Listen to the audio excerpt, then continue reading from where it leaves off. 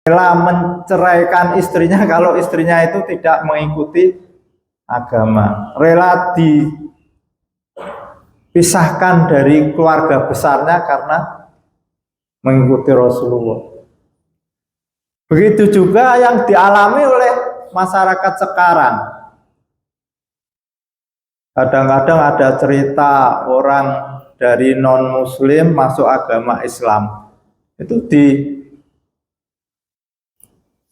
dibenci oleh keluarga besarnya, bahkan dia tidak boleh di rumah, harus keluar dari rumah karena dia mengikuti ajaran agama ini. Maka kita harus mengambil pelajaran, para sahabat-sahabat pada waktu itu rela berkorban, apalagi ketika umat Islam itu dimusuhi orang-orang kafir, rela berkorban hartanya, juga rela berkorban nyawanya demi mengikuti ajaran agama Islam ini. Lalu mencintai sesama muslim ini pokok daripada cinta sesama muslim adalah merasa senang kalau saudara kita itu mendapatkan kenikmatan, dan ikut merasa susah kalau saudara kita itu mengalami penderitaan atau kesusahan.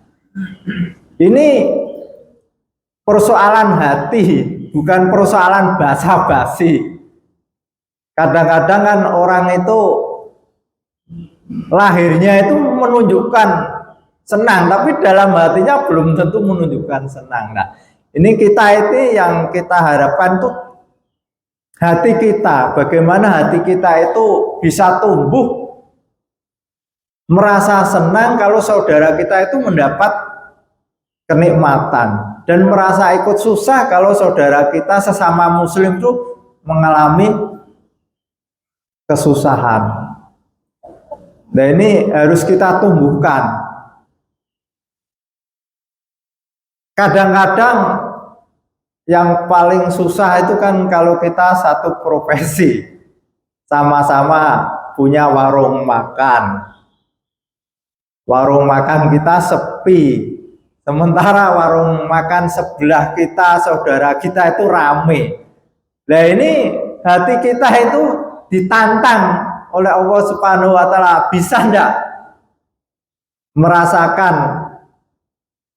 ketika warung kita rame, sementara warung saudara kita sepi, itu kan kita bisa enggak merasakan seperti pada saat warung kita sepi kita sedih, sementara warung tetangga kita, saudara kita sepi, kita juga ikut merasa sedih. Lebih-lebih kalau kompetisi sama calon lurah, saya calon lurah, Pak Haji Udawi calon lurah. Ketika saya jadi, saya kan senang, tapi ketika saya tidak jadi kan saya sedih. Tapi ketika saya jadi, maka Pak Haji Udawi kan mesti sedih, sudah mengeluarkan uang banyak tidak jadi. Nah, apakah dalam hati kita itu ada rasa sedih atau tidak ada sama sekali? Nah, ini ukuran kesempurnaan iman kita sampai seperti itu. Nah, ini harus kita terus mengupayakan agar hati kita itu ada rasa cinta terhadap saudara kita itu seperti itu. Jadi ketika sama-sama calon lurah kita jadi, sementara saudara kita tidak jadi, kita juga merasakan kesedihan karena tidak jadi itu ya sedih, uangnya sudah habis dan malu kadang-kadang kan tidak jadi. Nah, ini lalu apa yang harus kita upayakan dalam rangka menumbuh suburkan agar hati kita itu ada rasa cinta mencintai sesama muslim. Yang pertama yaitu kita harus berusaha untuk tidak menyakiti saudara kita, baik itu dengan lisan maupun dengan perbuatan. Ini yang pertama, kita upayakan jangan sampai kita menyakiti saudara kita baik dengan lisan maupun perbuatan.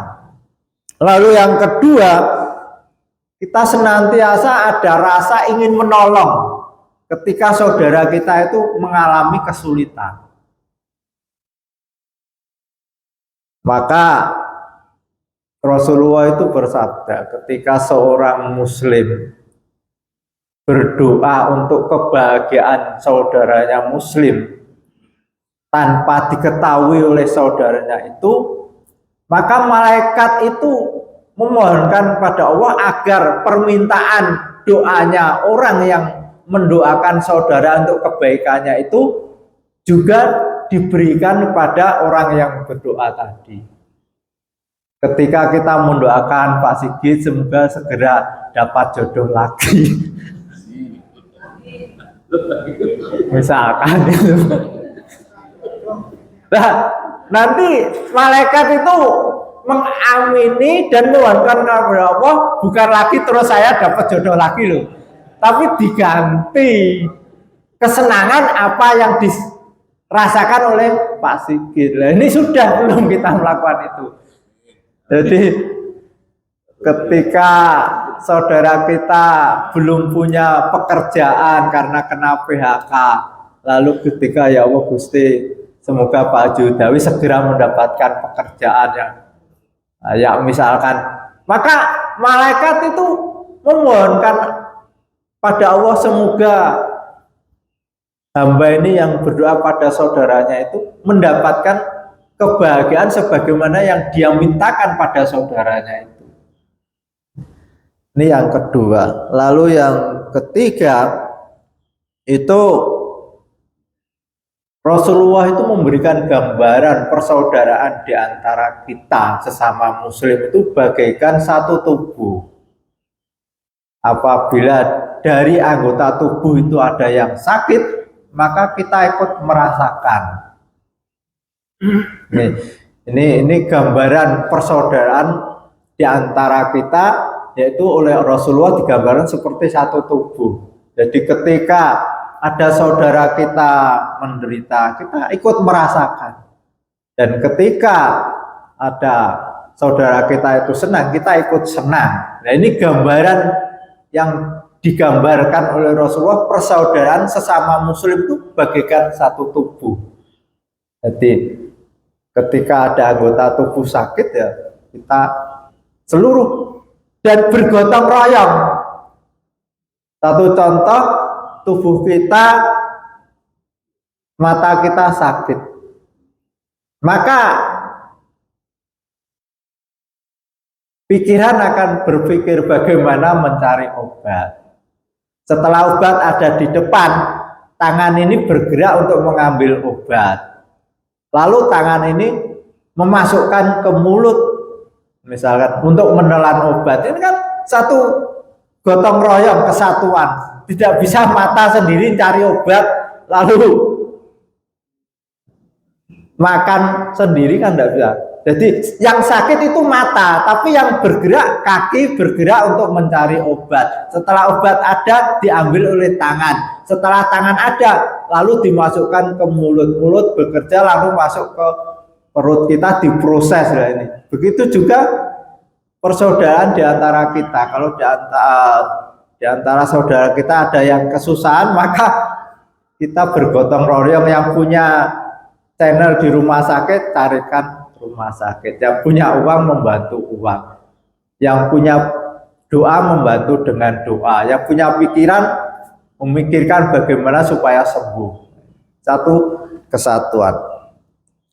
Lalu yang terakhir yaitu bagaimana agar kelihatan keindahan persaudaraan sesama muslim, maka Rasulullah menghendaki agar kita menebarkan salam perdamaian.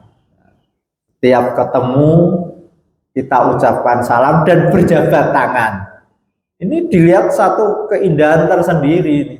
Maka zaman dahulu ketika saudara-saudara muslim pada waktu masyarakat Jawa itu masih beragama Hindu barangkali, melihat akhlak saudagar-saudagar yang begitu wajahnya berseri-seri kalau ketemu sahabatnya, mengucapkan salam lalu berjabat tangan tuh tersentuh.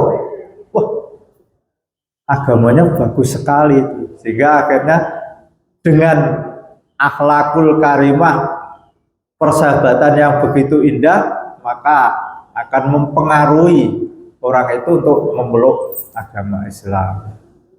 Al-Fatihah. A'udzubillahi minasyaitonirrajim. Bismillahirrahmanirrahim. Alhamdulillahirabbil alamin. Arrahmanirrahim. Maliki yaumiddin. Iyyaka na'budu wa iyyaka nasta'in. Ihdinas siratal mustaqim. Siratal ladzina an'amta 'alaihim ghairil maghdubi 'alaihim waladdallin. Amin. Wonten pertanyaan Bapak Ibu, wonten pertanyaan Bapak. Kalau tidak ada, alhamdulillah untuk ibu-ibu yang menyediakan sedekah subur, semoga diparingi ridho Allah Subhanahu wa taala. Amin. Sama ini ada informasi untuk yang 10 Muharram Bapak Ibu-ibu di DPG di Alumni akan diadakan lomba azan dan hafalan Al-Quran surat-surat pendek, masing-masing kategori 25 orang. Ini sudah banyak yang daftar. Jadi kalau punya cucu anak yang umurnya sampai kelas 1 SMP, kelas 1 sampai SD sampai 1 SMP, bisa diadakan lomba azan dan lomba hafal Al-Quran. Teman menghubungi Mas Dodi sebagai yang menerima pendaftaran. Assalamualaikum warahmatullahi wabarakatuh. Mari kita tutup taklim pagi ini dengan bacaan hamdalah. Alhamdulillahirabbil alamin. Wassalamualaikum warahmatullahi wabarakatuh.